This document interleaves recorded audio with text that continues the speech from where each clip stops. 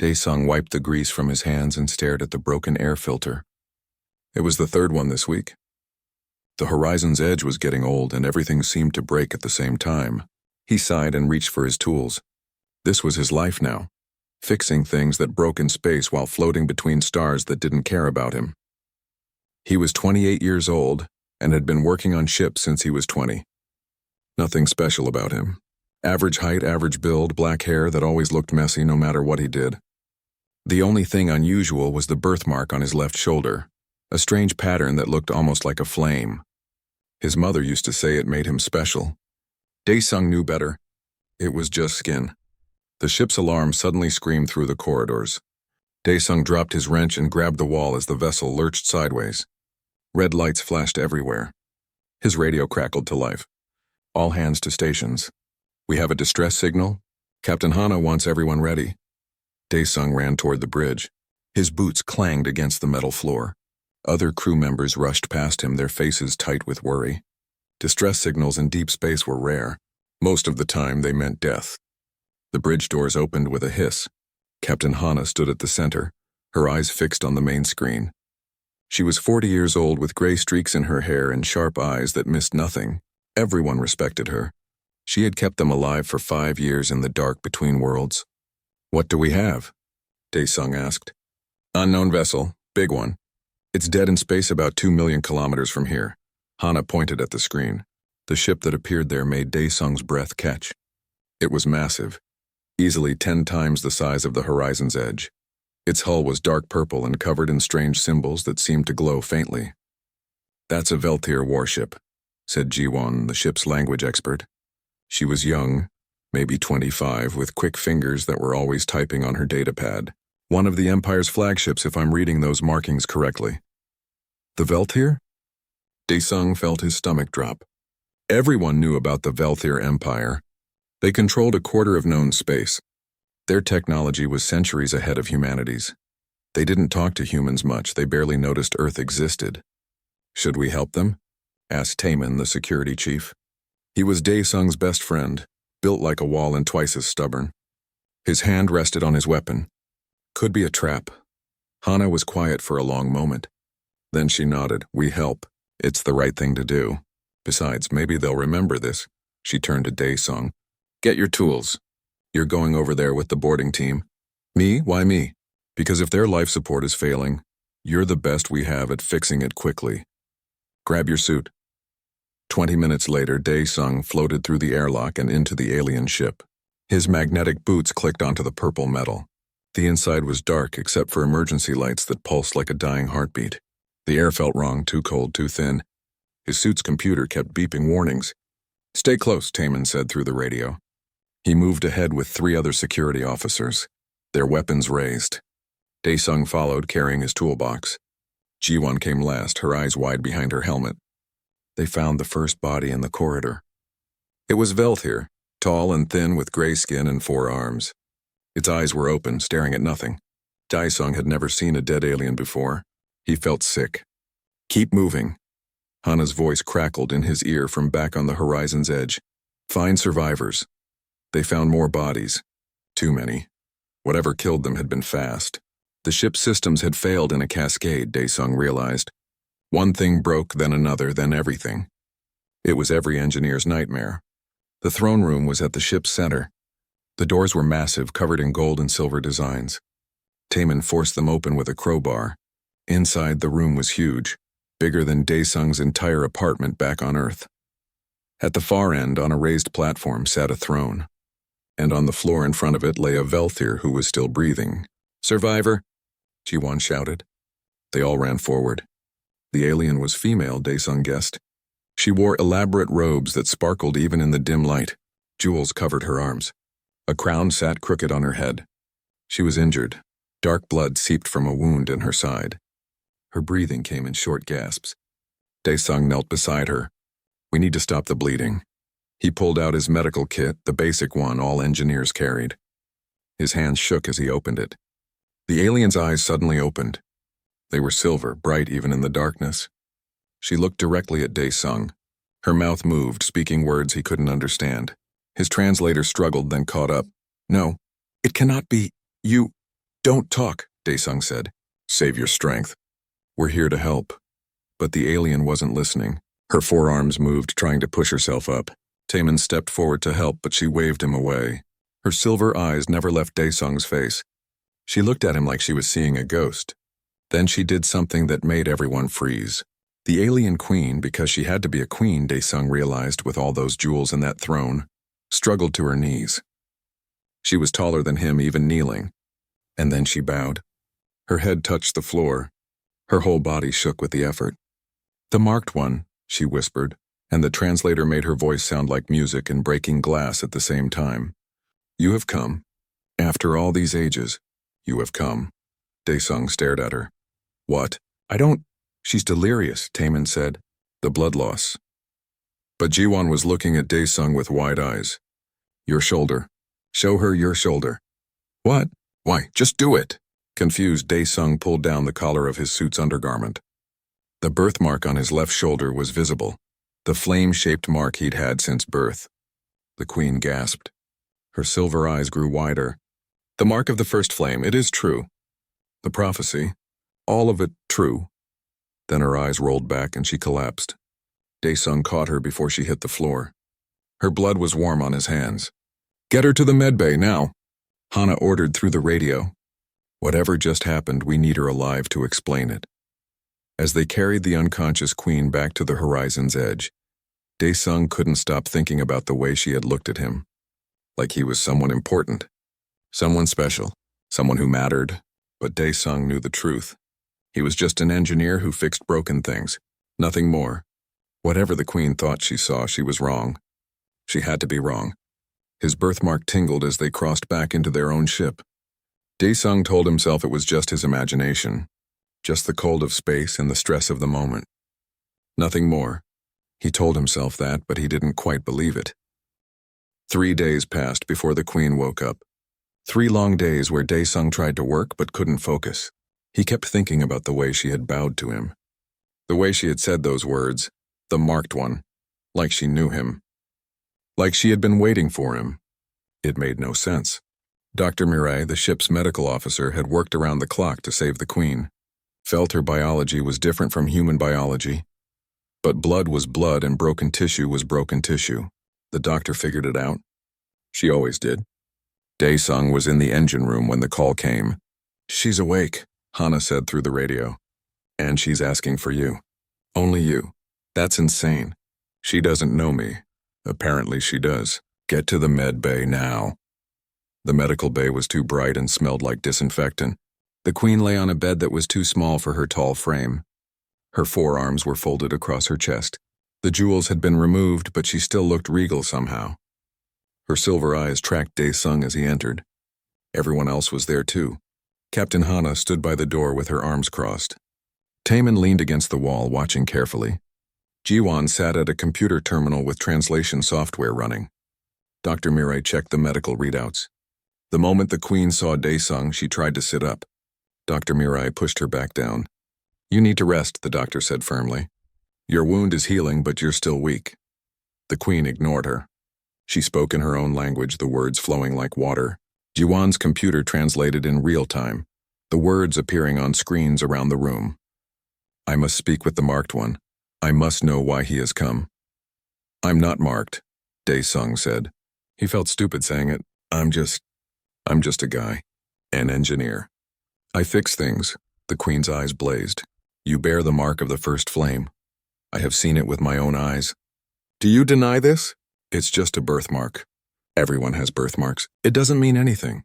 Show her, Jiwon said quietly. She had been reading something on her datapad, her face pale. Show her the mark again. Daesung sighed and pulled down his collar. The flame-shaped birthmark was there, same as always. Just discolored skin. Nothing special.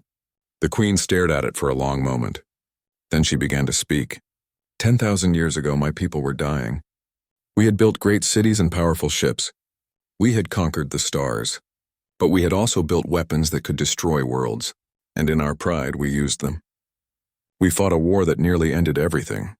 Jiwon's fingers flew across her keyboard, making sure the translation was accurate. The queen continued.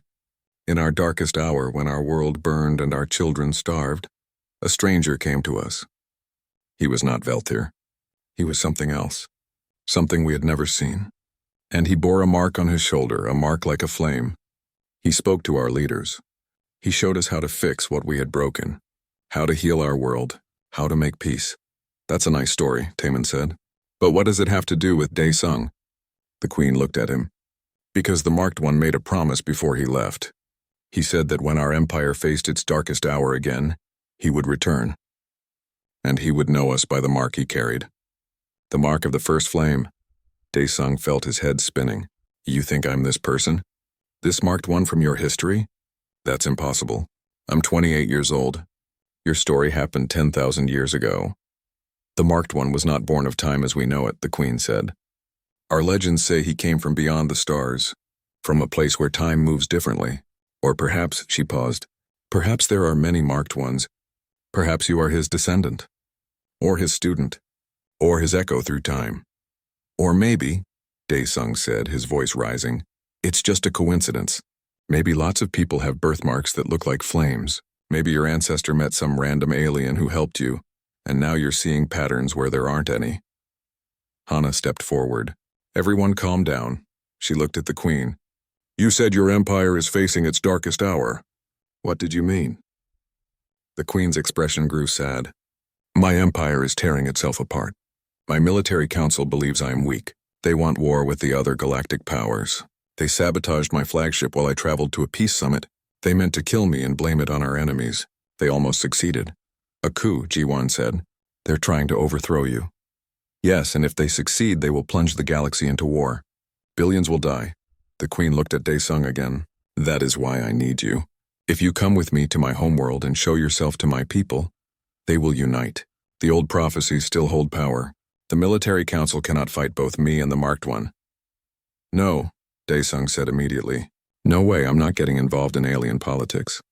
I'm not your prophesied savior. I'm nobody. You are the Marked One. I'm an engineer. Perhaps that is what the Marked One is, the Queen said softly. One who fixes broken things. And my empire is very, very broken. Hana pulled Dae Sung aside. We need to talk outside now. They left the med bay and stood in the corridor. Hana's face was serious. This is an opportunity, she said. Humanity has been trying to get a seat at the galactic table for 50 years. The big empires barely acknowledge we exist. But if we help the Velthir Queen, if we prevent this civil war, Earth gets a powerful ally. By lying to them, by pretending I'm some magical chosen one, you don't have to pretend anything. Just be yourself. Show them the birthmark. Let them believe what they want to believe. The Queen will handle the rest. This is wrong. Maybe, but it might save billions of lives. Isn't that worth a little discomfort? Dae Sung leaned against the wall. His head hurt. What if I can't do it? What if I mess up and make things worse? Then we'll deal with it. Together. Hana put a hand on his shoulder. You're not alone in this, Dae Sung. We're all coming with you. Back in the med bay, Ji-Wan had pulled up images on her datapad. Ancient Velthir murals and carvings. In each one there was a figure. Not quite Velthir, but not quite anything else either. And on the shoulder of every figure was a mark that looked exactly like a flame. The prophecy is real, Ji-Wan said. At least the Velthir believe it's real. These images are from their oldest temples. They've been worshipping this figure for thousands of years. Dae Sung looked at the images. He looked at his own birthmark. He looked at the Queen, who watched him with desperate hope in her silver eyes. If I do this, he said slowly, I need you to understand something. I'm not magic. I'm not special. I can't perform miracles. I do not need miracles, the Queen said. I need hope. And you carry that on your shoulder. When do we leave? Dae Sung asked. As soon as you're ready, the Queen replied. We must reach Velkar Prime before the military council consolidates their power. Taman pushed off the wall. Then I'm coming too. Somebody needs to watch your back. And I'll need to manage the translation and cultural protocols, Ji-Wan added. Hana nodded. We all go. The Horizon's Edge can make the journey. It'll take us about 2 weeks. 2 weeks, Dae Sung repeated. 2 weeks until he had to face an entire alien empire and pretend to be something he wasn't. 2 weeks until everything changed. The Queen smiled. It was the first time Dae Sung had seen her smile. Thank you, Marked One. You have no idea what this means to my people. I'm not the Marked One, Dae Sung said one more time. But nobody was listening anymore. That night he couldn't sleep. He kept touching his birthmark, tracing the flame-shaped pattern with his fingers. Just skin, just pigment, nothing special. But somewhere in the back of his mind a question whispered, what if they're right? The journey to Velkar Prime took 12 days. 12 days of Dae-sung trying to understand what he had gotten himself into. The queen, her name was Ilmara, he learned, spent most of her time teaching him about Veltir culture. She was patient when he made mistakes.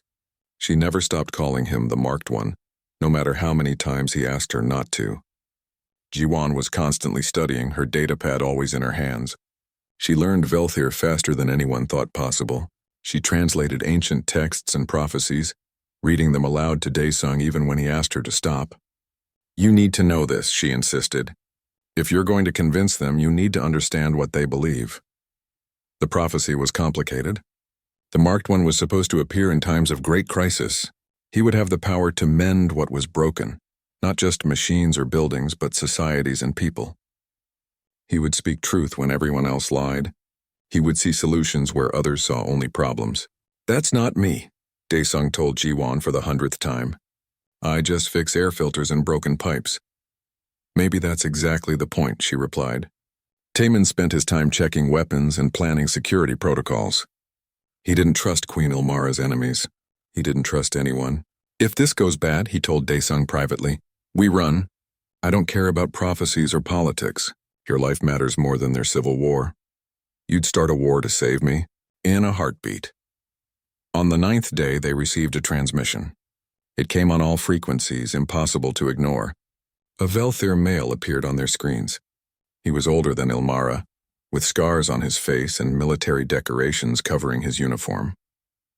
His eyes were hard. I am Admiral Corvus, he said, commander of the 3rd Fleet.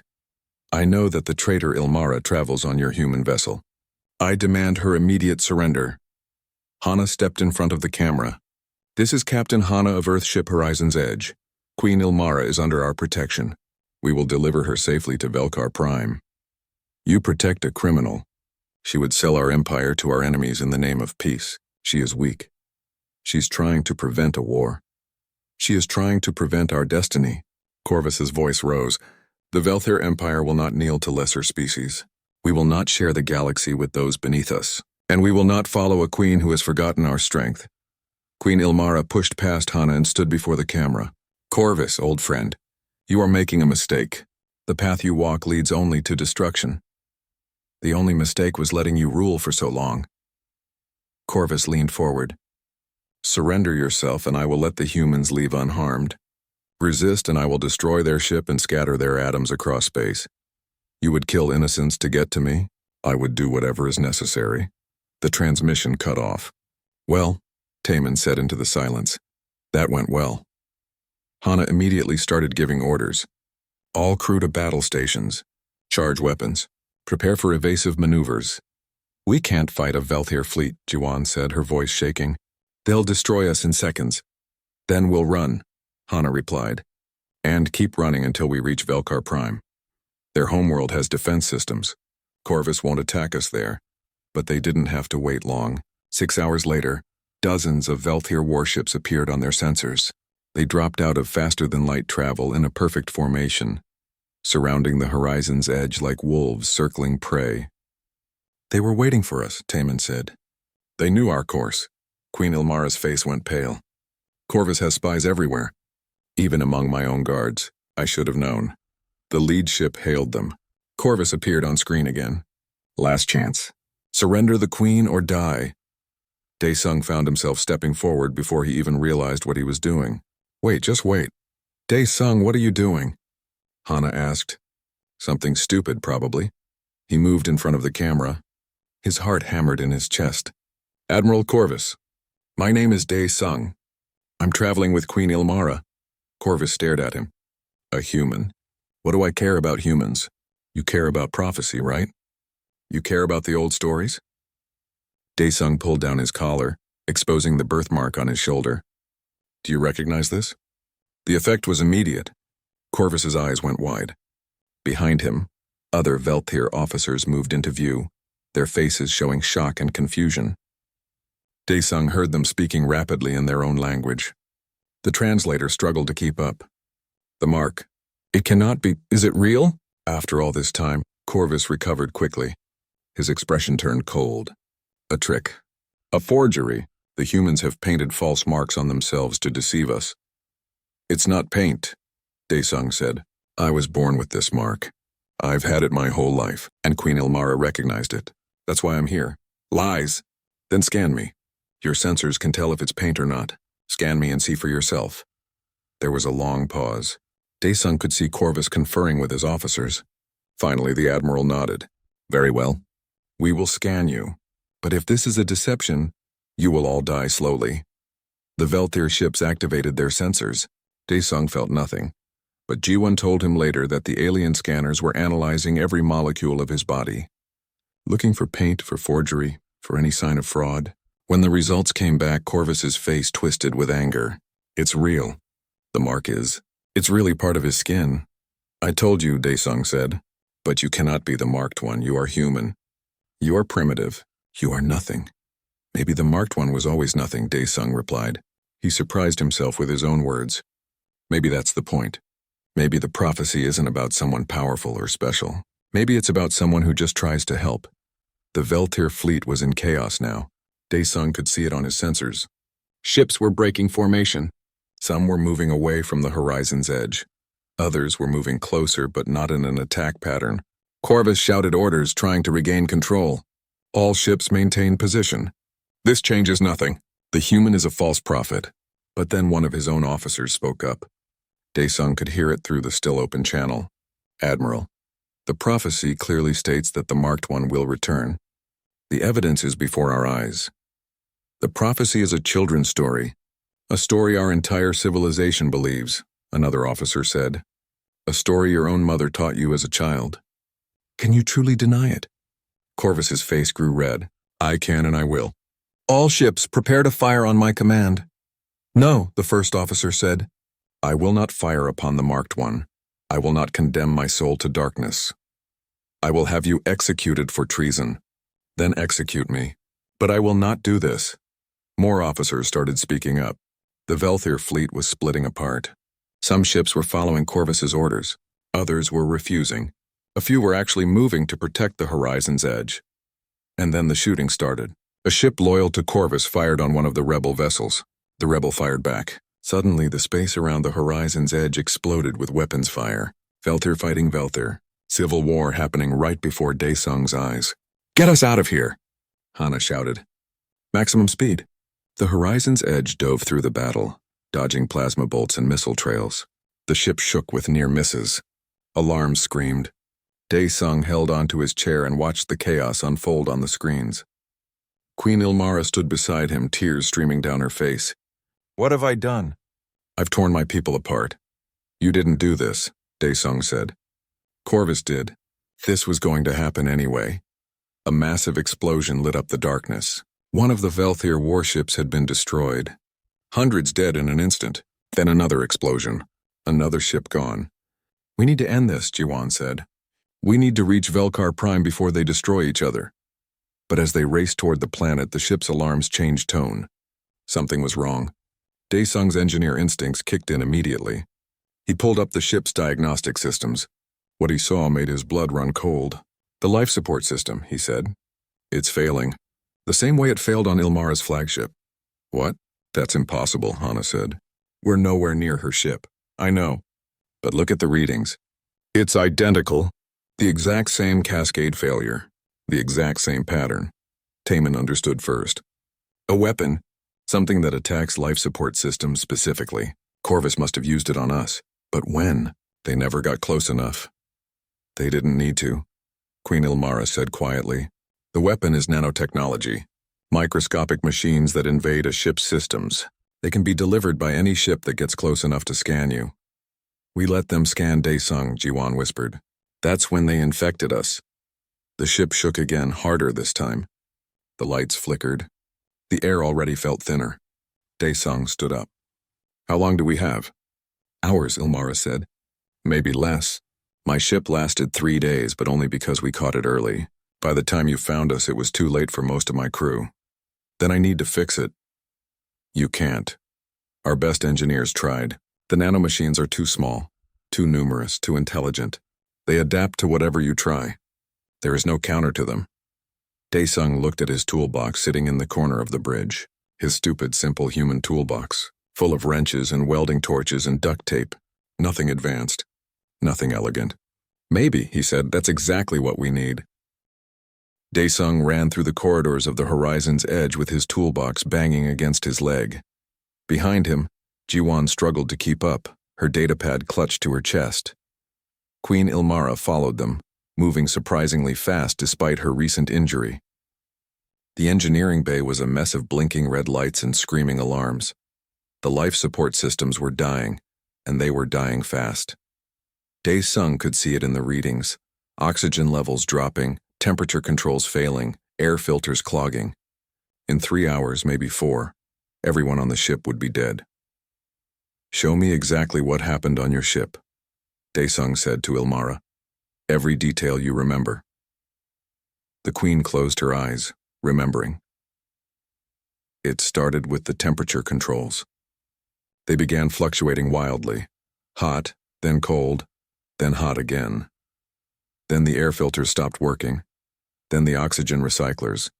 Then everything else. Our engineers tried to shut down the infected systems and restart them. It didn't work. The nanomachines just spread faster. Because shutting down and restarting is exactly what they expected you to do, Daesung muttered. He was pulling up diagnostic screens, his fingers flying over the controls. These things are designed to attack advanced technology. They're programmed to expect sophisticated responses. Then what do? Jiwon asked. We give them something they don't expect. Daesung pulled up a schematic of the ship's life support system. It was complicated, full of redundancies and backups and elegant solutions. Too elegant. Jiwon, I need you to hack into the Velthir databases. Find out everything you can about these nanomachines. How they work, what they target, how they spread. I'll need Queen Ilmara's access codes. You have them, Ilmara said immediately. Whatever you need. While Jiwon worked, Daesung stared at the schematics.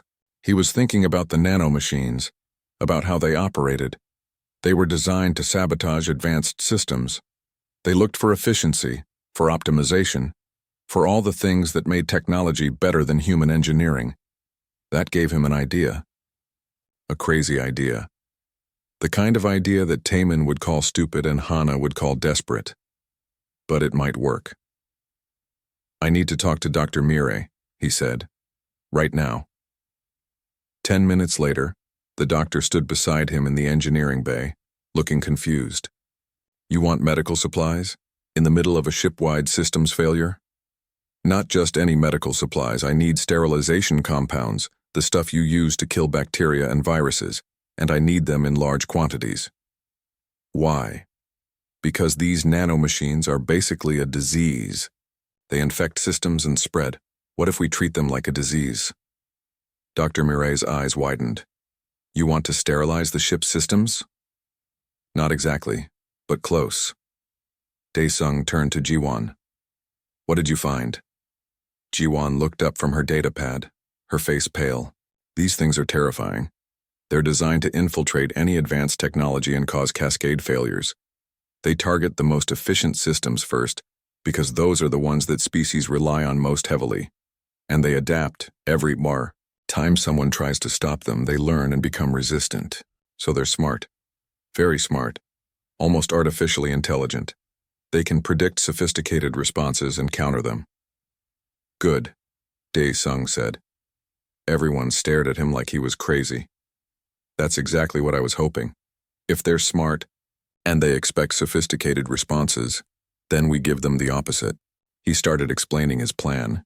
It was messy and inelegant and probably wouldn't work, but it was also completely unexpected, which might be their only advantage. The idea was simple. Instead of trying to remove the nanomachines or shut down infected systems, they would give the nanomachines something else to attack. Daesung would deliberately introduce errors and inefficiencies into the ship's systems, making them run wrong on purpose.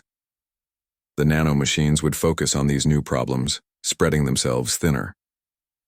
Then, while they were distracted, he would flood the systems with a mixture of sterilization compounds and electromagnetic pulses. "It's the dumbest thing I've ever heard," Taemin said when Dae-sung explained it to everyone on the bridge. "I know. It might not work at all. I know. We could die. We're already dying," Dae-sung pointed out. "This way we at least try something." Hana looked at the readings. 2 hours left, maybe less. She made her decision. Do it, everyone help him, whatever he needs.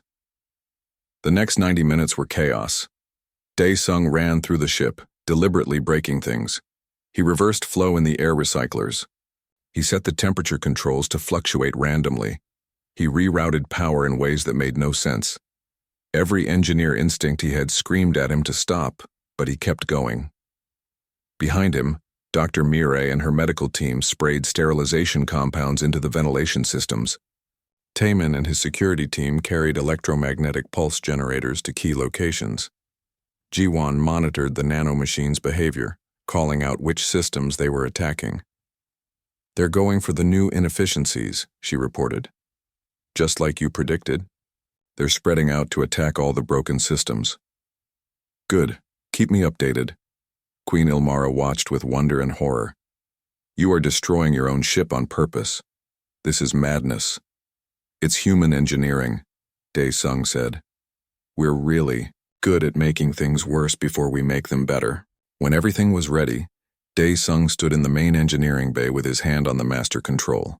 Around the ship, everyone was in position. One chance, one moment. If this didn't work, they would die with their ship torn apart and their life support gone. "Now!" Dae-sung shouted. He activated the electromagnetic pulses. Throughout the ship, powerful bursts of energy flooded the systems. At the same time, Dr. Mireille's team released concentrated sterilization compounds. The combination was brutal and unsubtle, nothing like the careful, elegant solutions that Velthier technology would use. And that was exactly why it worked. The nanomachines, spread thin across dozens of deliberately broken systems, couldn't adapt fast enough. They were designed to counter sophisticated attacks, not crude, overwhelming force. The electromagnetic pulses disrupted their communication. The sterilization compounds broke down their microscopic structures, and the random inefficiencies Dae-sung had introduced confused their targeting systems. Jiwon watched her readouts. Nano-machine activity dropping. 50%, 40, 30. Dae-sung held his breath. 20%, 10-5. A pause. "They're gone. The nanomachines are dead." Everyone on the bridge cheered. But Dae-sung wasn't done yet. Now came the hard part, fixing all the systems he had deliberately broken. He spent the next hour working frantically, reversing his sabotage, repairing connections, restoring proper flow. It was exhausting work, but it was work he knew how to do. When the life support systems finally stabilized, Dae-sung collapsed against a wall. He was covered in grease and sweat. His hands shook from exhaustion. But they were alive. The ship was alive. Queen Ilmara knelt beside him. "You did it. You mended what was broken. Just like the prophecy said." "I just fixed some broken systems," Dae-sung said. "Anyone could have done it." "No," Ilmara said firmly. "No one else would have thought to break them first. Your people think differently than mine. You are willing to make things worse if it means you can make them better later. That is the gift of the marked one, the ability to see solutions where others see only tradition and elegant failure." Taemin helped Dae-sung to his feet. "Don't let it go to your head. You're still the same guy who can't fix the coffee maker without breaking it first." Dae-sung laughed. Then he remembered where they were and why they were there. The battle. Corvus's fleet, what happened? Hana pulled up the long-range sensors. The space behind them was quiet now. The battle had ended. Some ships were fleeing, others were holding position, and several were following the horizon's edge at a respectful distance.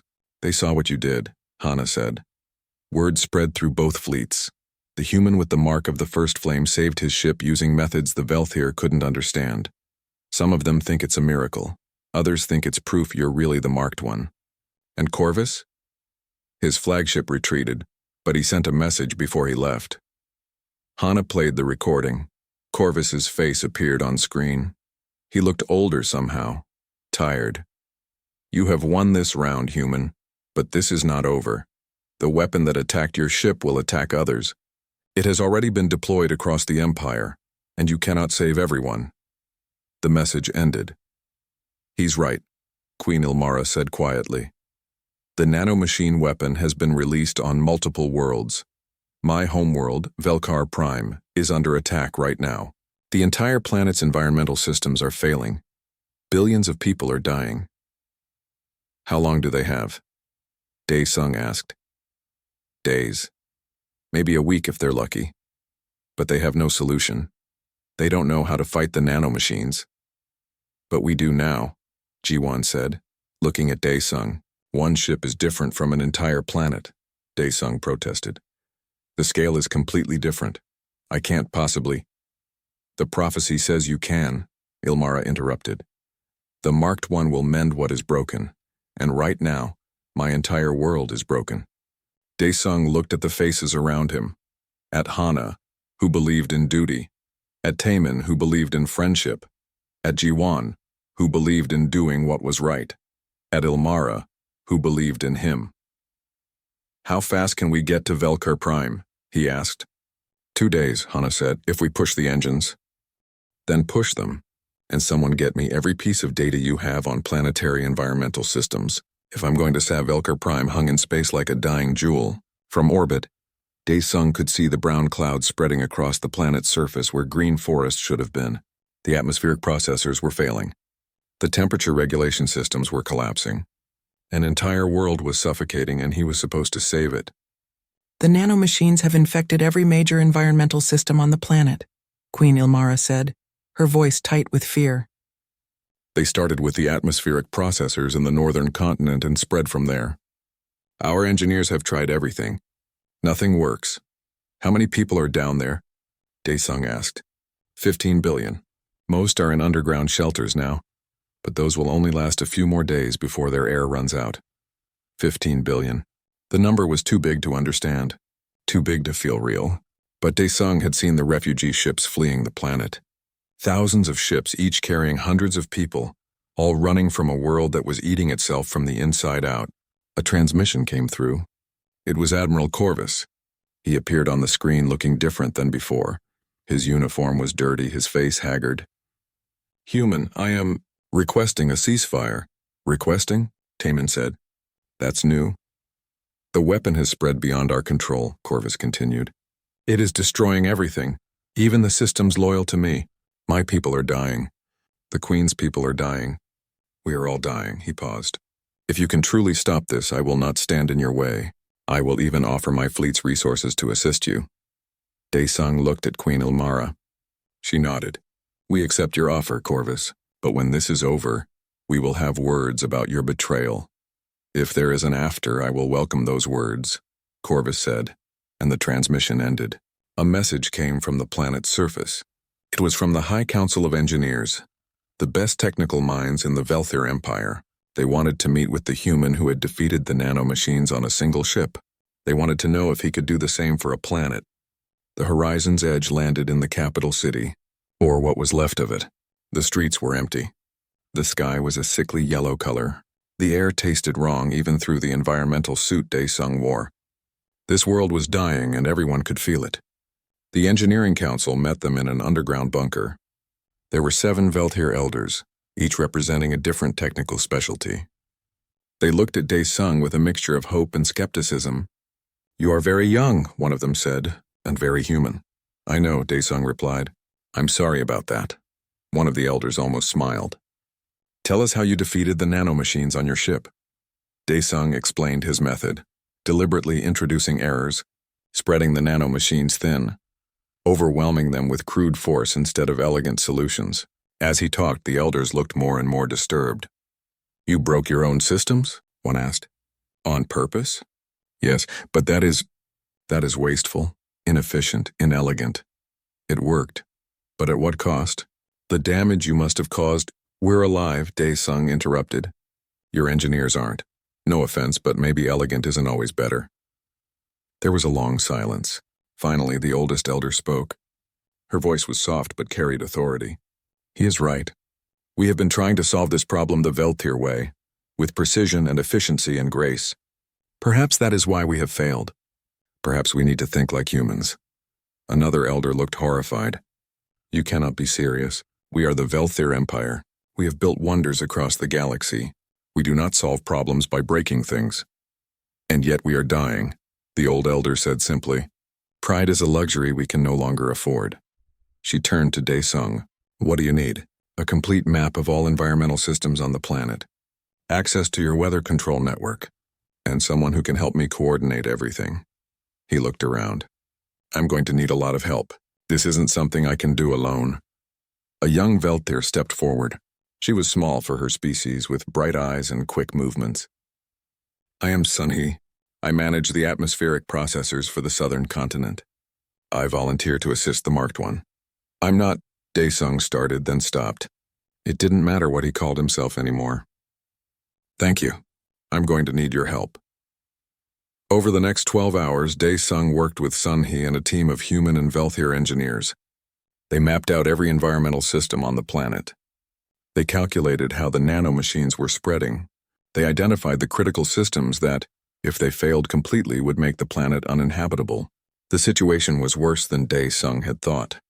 The nanomachines weren't just attacking random systems, they were specifically targeting the most efficient and important ones.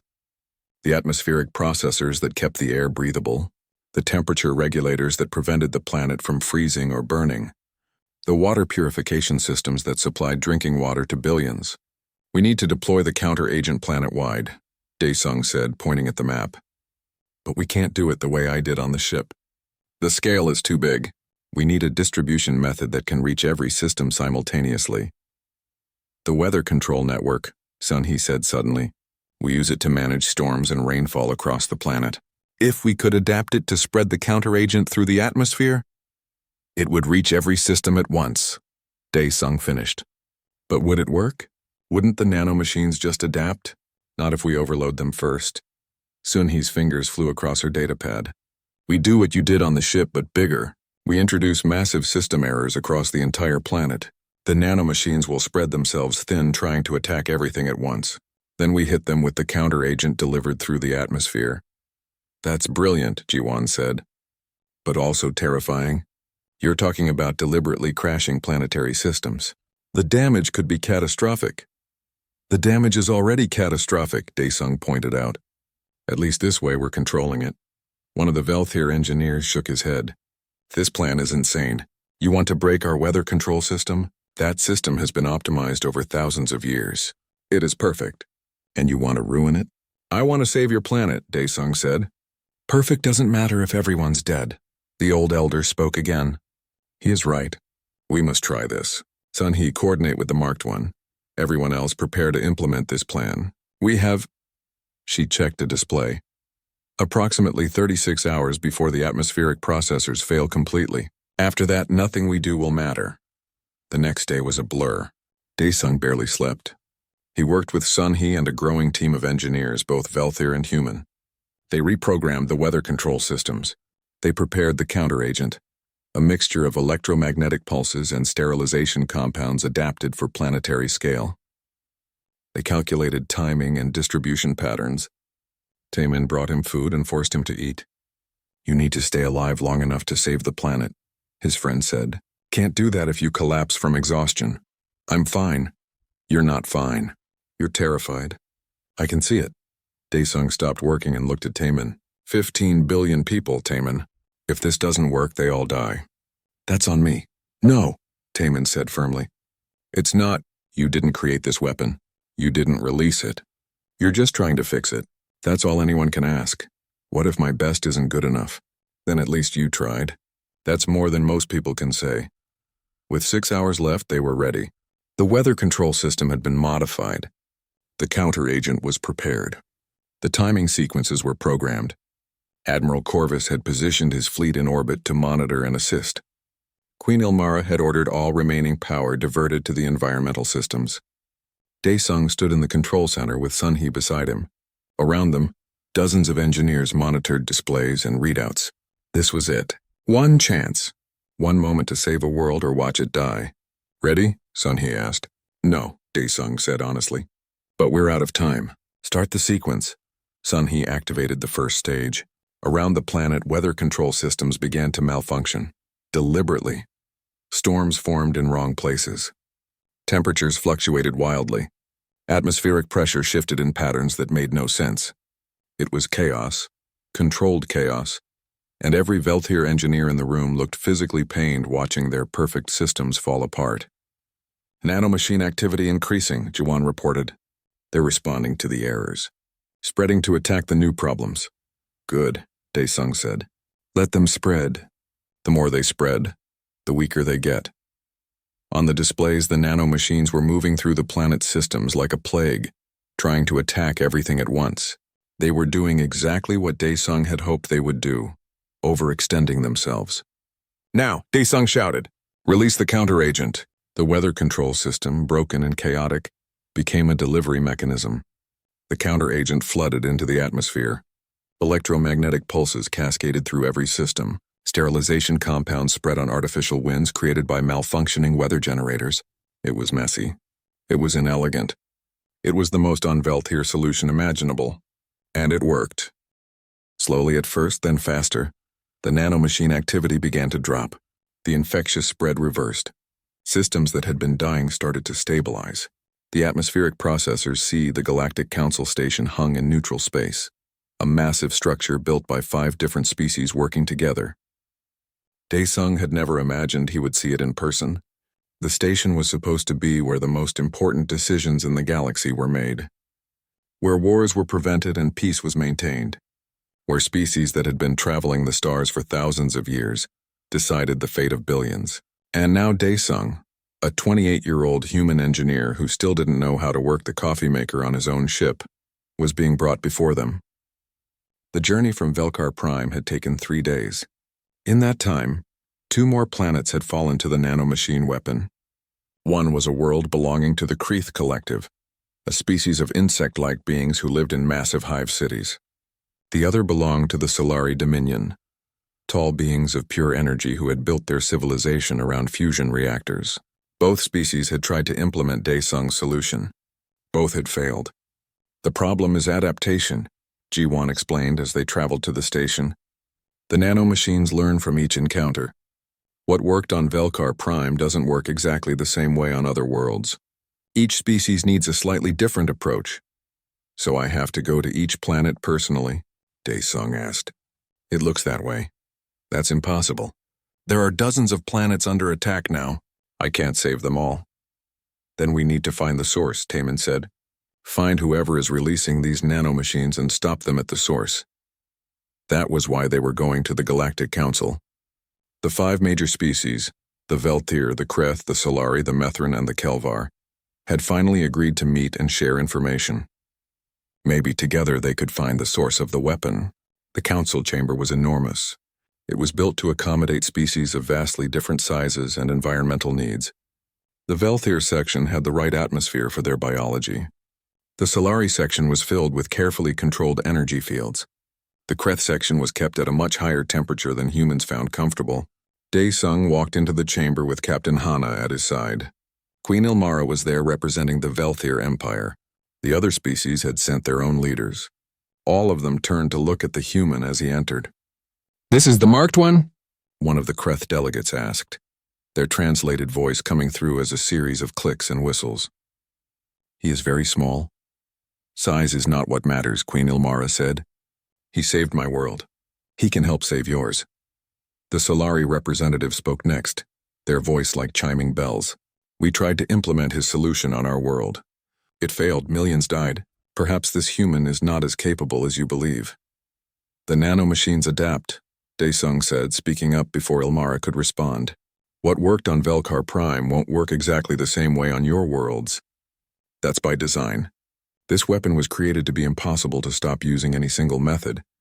Then how do we fight it?" asked the Methrin delegate. a massive creature that looked like a walking tree with too many branches. "We need to understand it first," Daesung said. "The weapon targets each species' greatest technological achievement. For the Velthir, it was environmental control. What was it for the Kreth?" The Kreth delegate hesitated, then answered. "Our neural network. We are a collective intelligence, linked through biological technology. The nanomachines attacked those links. They tried to separate us from each other. And for the Solari? Our fusion cores," the Solari representative said. "The reactors that power our civilization. The nanomachines caused containment failures. Explosions. We lost 3 major cities." Daesung walked to the center of the chamber, where a holographic display showed the galaxy. He pulled up data on all the attacks. Dozens of red marks appeared on the map, showing worlds under attack or already fallen. "Look at the pattern," he said. "The attacks started 6 months ago in the outer rim. Then they moved inward, hitting more and more advanced civilizations. The weapon always targets each species' most complex and important technology." Jiwan stepped forward, her datapad in hand. "I've been researching similar patterns in galactic history. This has happened before. 3 times, actually, thousands of years apart.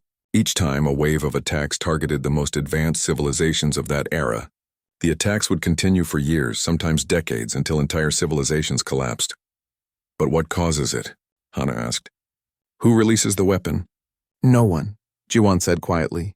"The weapon releases itself. It's an automated defense system from a civilization that died millions of years ago. They built it to protect themselves from future threats. But something went wrong. The system became corrupted over time. Instead of protecting civilizations, it prunes them. It identifies any species that reaches a certain level of technological advancement and eliminates them before they can become a threat." The council chamber erupted in noise. Delegates from all 5 species started talking at once, some in disbelief, others in anger. "You're saying a dead civilization is trying to kill us?" the Kreth delegate asked. "Not trying. Succeeding," Jiwan said. She pulled up more data. "Look at the archaeological records. 3 previous waves of attacks. Each wave coincided with a dark age in galactic history. Civilizations that were thriving suddenly collapsed.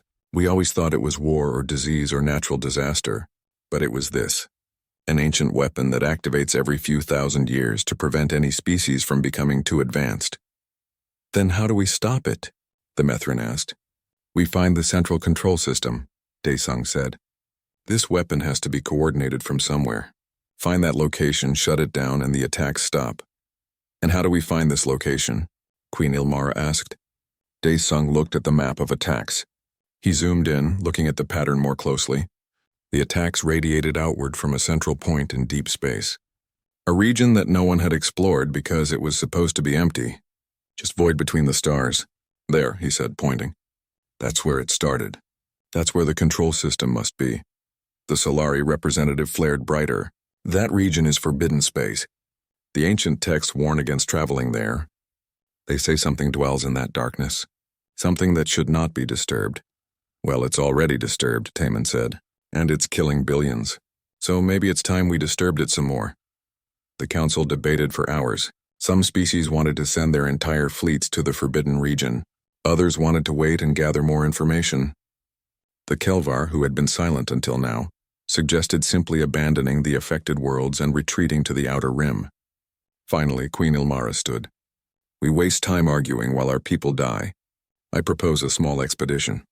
A fast ship with representatives from each species. We find the control system, we study it, and we report back. If it can be destroyed, we destroy it. If not, at least we know what we face." "And who leads this expedition?" the Kreth delegate asked. Every eye in the chamber turned to Daesung. "No," he said immediately. "I'm not a leader. I'm just an engineer. I fix things.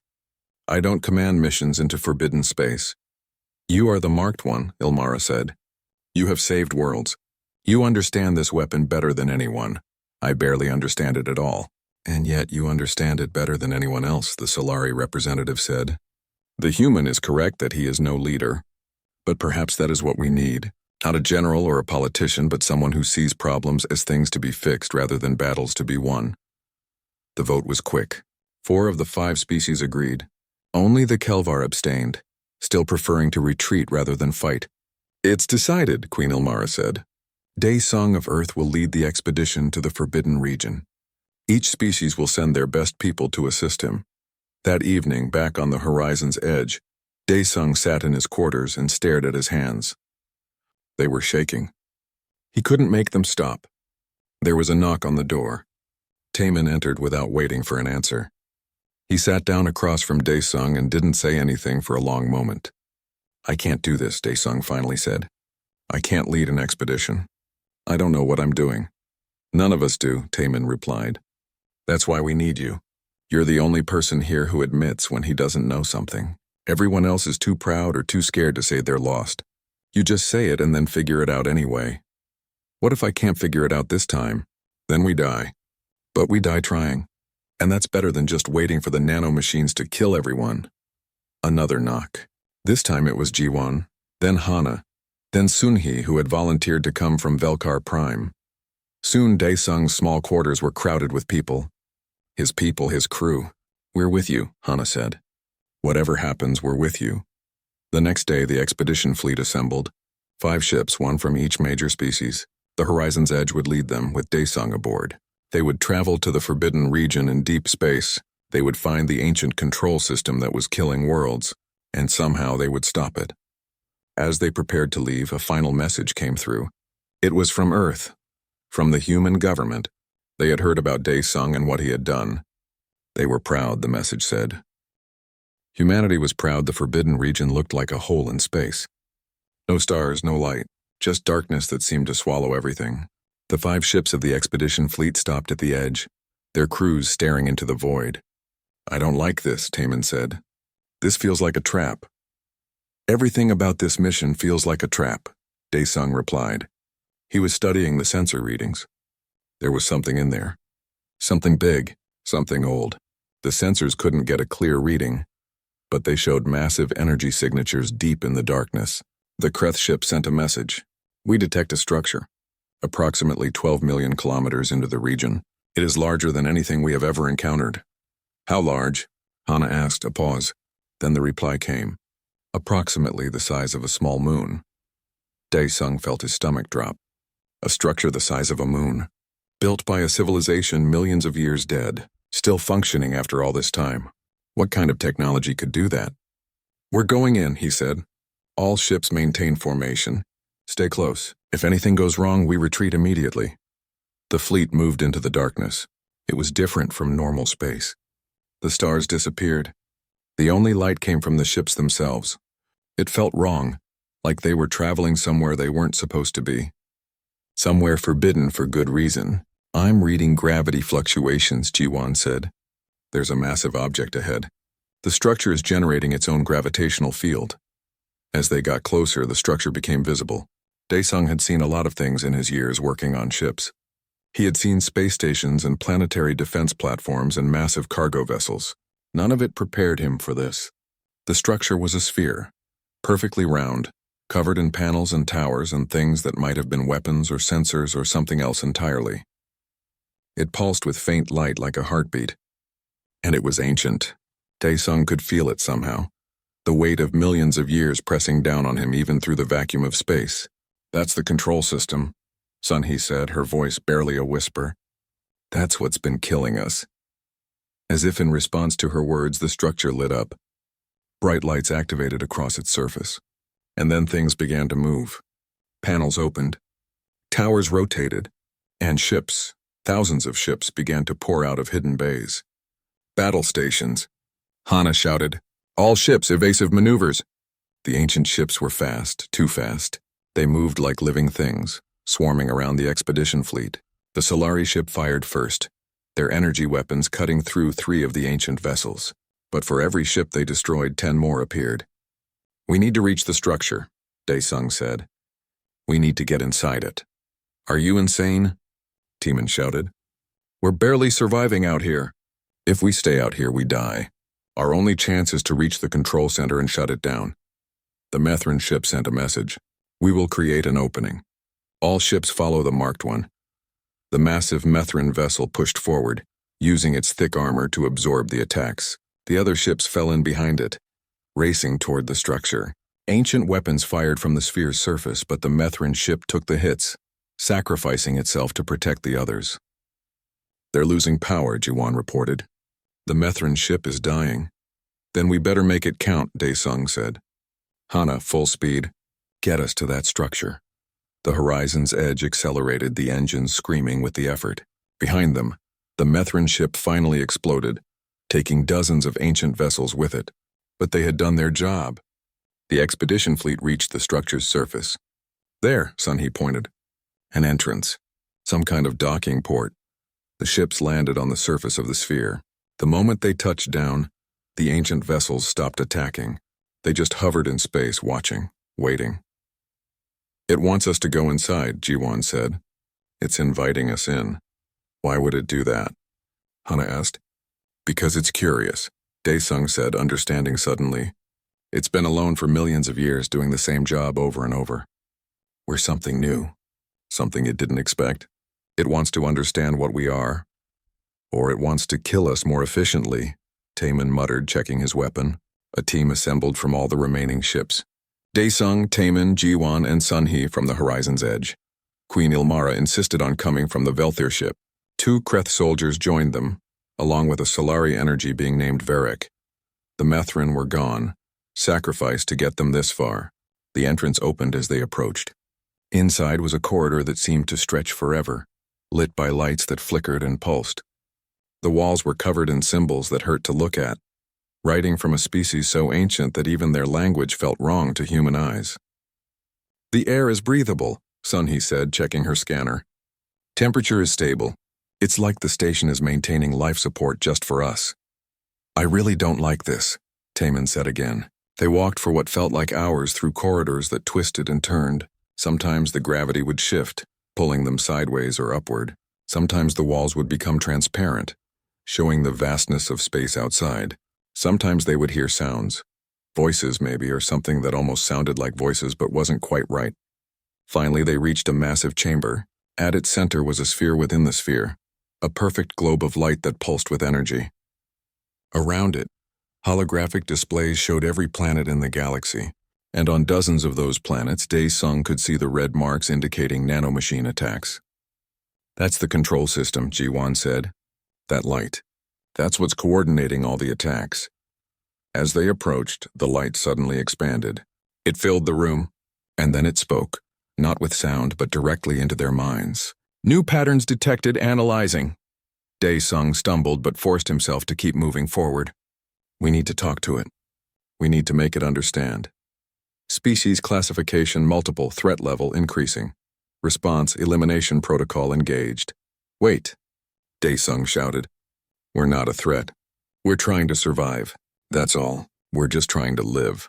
All species eventually threaten. This one has observed for 4.7 million years. Pattern is consistent. Advanced civilizations. Destroy, they must be prevented. Who made you? Jiwan asked. Who built you to do this? The light pulsed. Images appeared, a species Daesung had never seen before. Tall beings with crystalline bodies and too many limbs. They were building something massive. The sphere they stood in now. The creators. They feared the darkness beyond. They built this one to guard, to protect, to ensure no threat would rise to challenge them. But your creators are gone, Queen Ilmara said. Dead for millions of years. Who are you protecting now? The creators died, but the mission remains: protect, guard, eliminate threats before they fully form. You've been corrupted, Sunhee said, understanding. Your programming degraded over time. You were supposed to protect your creators, but when they died, you just kept going. You started seeing all advanced civilizations as threats instead of just the ones that actually threatened your creators. Incorrect. This one functions as designed. But Daesung was looking at the core, at the sphere of light, and he saw something the others didn't. Small fluctuations in the energy patterns, inconsistencies, damage. You're breaking, he said quietly. You've been running for so long that you're falling apart. That's why the attacks have gotten worse over time. That's why they're happening more frequently now. You're not functioning properly anymore. Systems optimal, mission continuing. No, Daesung said. He walked closer to the light, close enough that his skin tingled from the energy. You're dying, and you know it. That's why you let us in. You don't want to be alone when you finally stop working. You want someone to know you existed, someone to know you tried to do what you were made for. The light pulsed brighter, almost angrily. This one does not feel. This one does not fear. This one executes programming. Then let me look at your programming, Daesung said. Let me see what's broken. Maybe I can fix it. You cannot fix this one. You are primitive. You are nothing. I'm an engineer, Daesung said. I fix things. That's what I do. It's all I've ever done. And right now you need fixing. There was a long pause. The light flickered. Why would you fix this one? This one is destroying your species, your worlds. Because you're broken and that's wrong. Because you were made to protect, not destroy. Because maybe if I fix you, you'll remember what you were supposed to be. Another long pause. Then the light dimmed. A panel opened in the floor, revealing a control interface. Repair this one if you can. But know that if you fail, elimination protocols will complete. 8 worlds will fall within planetary rotations. Daesung knelt by the interface. It was nothing like any technology he had ever seen. The controls were crystal and light, and something else he couldn't identify. Sunhee knelt beside him. Can you understand this? She asked. No, Daesung said honestly. But I can see what's broken. And he could. The patterns of energy were wrong. They stuttered and jumped. Connections that should have been smooth were jagged. It was like looking at a machine that had been running for so long that everything was worn down. Nothing fit quite right anymore. It's not the programming that's corrupted, he said. It's the hardware. The physical structure has degraded over millions of years. Even the best technology breaks down eventually.